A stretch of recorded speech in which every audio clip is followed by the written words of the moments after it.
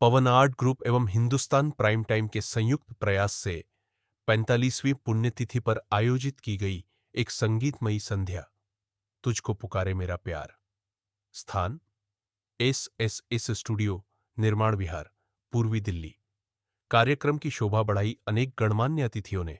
श्री योगेश मलिक, श्रीमती शालू राठी, श्री अमित राय, श्री रवि राठी, श्री अरविंदर मलिक, श्री तिलक खेड़ा, श्री प्रभात मिश्रा, श्री धर्मेंद्र तोमर और कई प्रतिष्ठित हस्तियों ने दीप प्रज्वलित कर कार्यक्रम का शुभारंभ किया। रफी साहब के मधुर गीतों से सजी इस शाम में पवन शर्मा और उनकी पूरी टीम ने दर्शकों के दिलों को जीत लिया।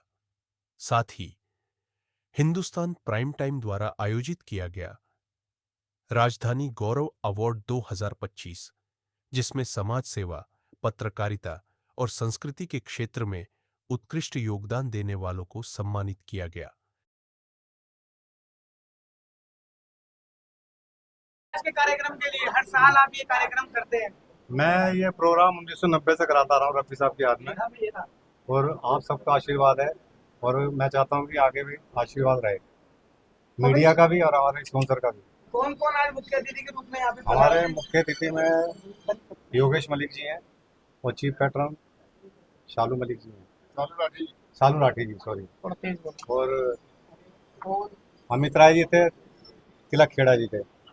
किस तरीके का कार्यक्रम रहा? कहाँ कहाँ से कलाकार इस कार्यक्रम में शामिल होने के लिए आए? ये दिल्ली और दिल्ली से NCR सब जगह से हैं। तो क्या कहेंगे उन युवा कलाकार? सभी कलाकार बढ़िया हैं, सभी अच्छा गाते हैं और मैं चाहता हूँ कि आगे भी अच्छे ऐसे होता रहे। पवन जी क्या कहेंगे आप रफी साहब का जो मनाते जन्मदिन और उनका पुण्यतिथि, लेकिन और भी अन्य कलाकार भी हैं जो आप उनकी भी मनाते हैं या केवल रफी साहब की? क्यों मैं ज्यादातर क्यों खड़े लेते हैं? रफी साहब से ज़्यादा मेरी थोड़ी आवाज़ मिलती है।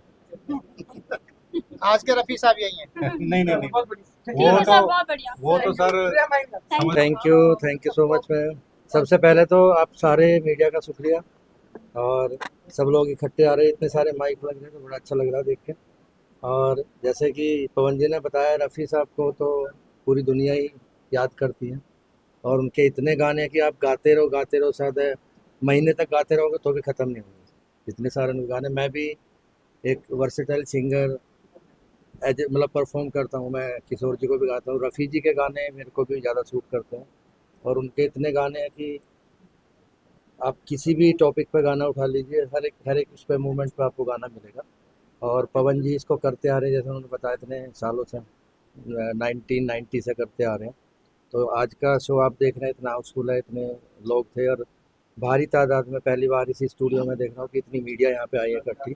और ये मंच लकी है, यहाँ पे अभी 3 दिन पहले रफ़ी साहब के बेटे भी आए हुए थे, अभी उनका एक बड़ा प्रोग्राम था, यहाँ पे रिहर्सल थी। तो ये मंच तो वो है जिसमें रफ़ी साहब के बेटे भी आ चुके हैं और यहीं से हमने लाइव बात करी है उदित नारायण जी से भी, हम लोगों ने भी यहीं से सीखा है और आज इस मंच में वो आगे बढ़े। और आज के सक्सेसफुल शो के लिए सबसे ज़्यादा बधाई के पात्र हैं पवन जी, इनसे एक बिल्कुल भाई वाला रिश्ता है।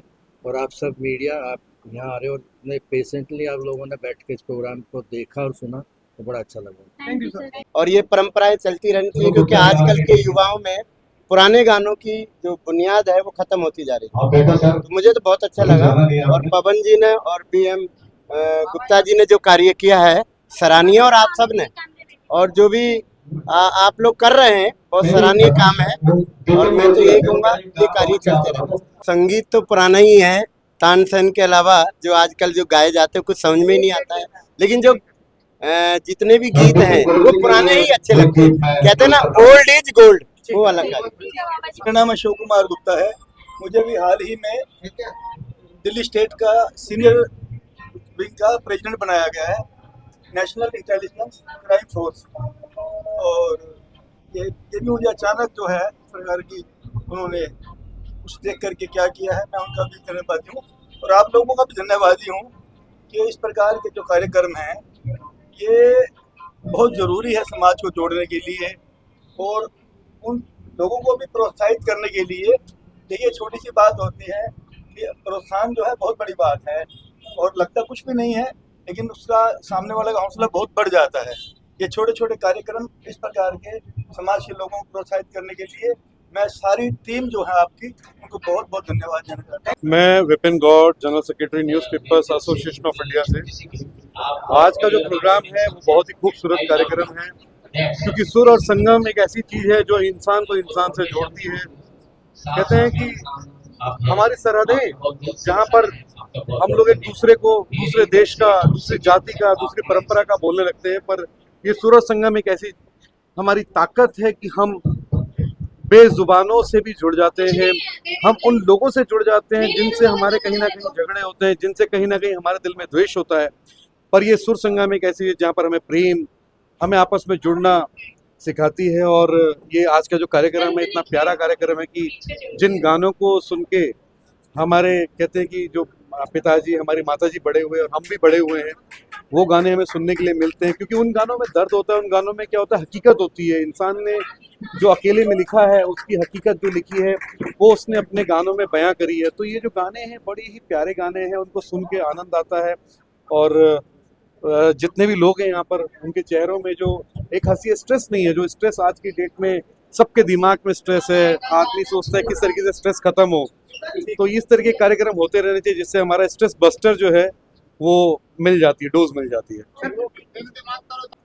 ये संगीत के लोगों का कार्यक्रम था, वो संगीत जो हमारे साहित्य से जुड़ा है, हमारे इतिहास से जुड़ा है। मैं बताता हूँ किस तरह। आपने वीर रस, हमारे देश की परंपरा रही है, इस वीर रस की वजह से ही ये देश मुगल और अंग्रेजों से लड़ता आया है। इस वीर रस की वजह से ही हम लाइफ को लाइटली ले पाते हैं। आपको पता है, आपके संगीत के माध्यम से बहुत सारे नौजवान जो अपनी पीड़ा और अपने सुख और दुख को वहन नहीं कर पाते, वो इस संगीत के माध्यम से अपने जीवन को आगे सुचारू रूप से चलाने के लिए सक्षम हो जाते हैं। तो संगीत वो माध्यम है जो लोगों का सुख और दुख का कहीं ना कहीं साथी बना हुआ है, और आप सारे संगीत से जुड़े हुए लोग कहीं ना कहीं उनके जीवन की रेखा को आगे बढ़ाने में मदद कर रहे हैं, उनकी लाइफ को ईज कर रहे हैं। तो ईज ऑफ लाइफ और उनके जो पेन और हैप्पीनेस को जो आप लोग शेयर कर रहे हैं, अनसीन पैसेज हैं, तो वो एक बहुत बड़ी बात है। मैं आप सभी संगीत प्रेमियों को बहुत शुभकामनाएं देता हूं, और इसी तरह आप प्रोत्साहित करते रहिए लोगों को, इस तरह के आयोजन करते रहिए, हम इसमें भागीदार बनते रहिए। National vice president newspapers association of India, आप लोगों ने हमें आमंत्रित किया। मैं आपके इसी शुभकामनाएं भी देता हूं, क्योंकि आप एक संगीत के माध्यम से हमारी संस्कृति को जोड़ रहे हैं, और हमारा जो भारत का जो पुराना संस्कृति है उसको आप हर साल मोहम्मद रफ़ी जी के पुण्यतिथि पे जो ये अच्छा कार्यक्रम कर रहे हैं, इसके लिए मैं आपको बहुत बहुत साधुवाद देता हूँ। और आपको मैं ये भी बताना चाहूँगा कि इसको और आगे तक बढ़ाते रहिए आप, ताकि हमारी नई जनरेशन को भी हमारी संस्कृति का आभास हो, और हमारे भारत की जो इतनी अच्छी संस्कृति है वो जिंदा रहे। आज का कार्यक्रम जो पवन जी ने, इनका जो बैनर है पवन आर्ट ग्रुप, इसके अंडर में जो इन्होंने आज का मोहम्मद रफ़ी जी जो हमारे लेजेंड रहे हैं, और उनके आज 45th डेथ एनिवर्सरी पे जो इन्होंने प्रोग्राम ऑर्गेनाइज किया है, आज देखने लायक है। उन्होंने सभी सिंगर्स को इकट्ठा किया यहाँ पर, और इतने बाकी सब गेस्टों को भी इकट्ठा किया और उनको बहुत इज्जत और सम्मान दी। तो मैं चाहती हूँ इसी तरह से ये अपने सारे कार्यक्रम ऑर्गेनाइज करते रहें और हमेशा तरक्की करते रहें। आप सत श्री अकाल, मैं उपमा दुआ। आज ये जो प्रोग्राम था पवन आर्ट ग्रुप, इन्होंने प्रोग्राम रखा था तुझको पुकारे मेरा प्यार, और ये ट्रिब्यूट था मोहम्मद रफ़ी जी को। और इसमें था, आप जैसे देख सकते हैं, in association with Hindustan prime time. तो आज का जो प्रोग्राम था आप सभी ने देखा, आप सभी विटनेस रहे हैं, क्या शो था, जबरदस्त शो था। पवन जी ने जो ये इवेंट ऑर्गेनाइज किया ना, इट्स ऑसम, क्योंकि इसमें एक तो हमारे यहाँ पे सिंगर्स जो है ना बहुत ज़बरदस्त है, तो उन्होंने जो ये इकट्ठे किए ना, सभी सिंगर्स को इकट्ठा करना बहुत मुश्किल है। तो इवेंट ऑर्गेनाइजर को पता है कि वो कैसे करते हैं सब काम, तो इवेंट ऑर्गेनाइज करना सच में बहुत मुश्किल काम है। लेकिन पवन जी ने जिस तरह से सभी सिंगर्स को इकट्ठा किया, ये सराहनीय है sir, thank you so much. और मुझे एज एन एंकर यहाँ पे इन्वाइट करने के लिए बहुत बहुत शुक्रिया पवन जी। चक दे फटे। Very good.